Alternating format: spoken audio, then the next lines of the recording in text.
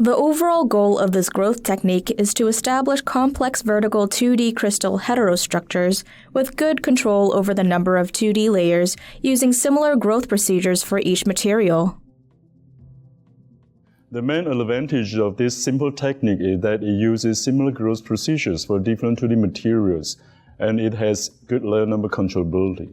This technique can help investigate the practical applications of vertical 2D material heterostructures, as it can produce large area vertical 2D crystal heterostructures with enhanced transition properties compared to single material structures.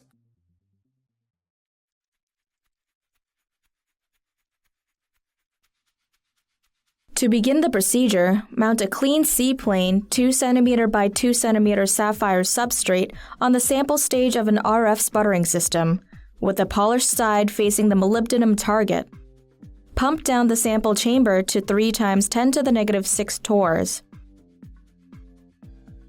Inject argon gas into the system at 40 milliliters per minute and ensure that the chamber pressure is stable at 5 × 10⁻² torrs. Ignite the plasma and set the power output to 40 watts. Reduce the chamber pressure to 5 × 10⁻³ torrs. Then, manually open the molybdenum target shutter and deposit the metal for 30 seconds. Ensure that the power output remains constant throughout deposition. When sputtering has finished, place the substrate in a quartz sample holder with the metal film facing up. Set the substrate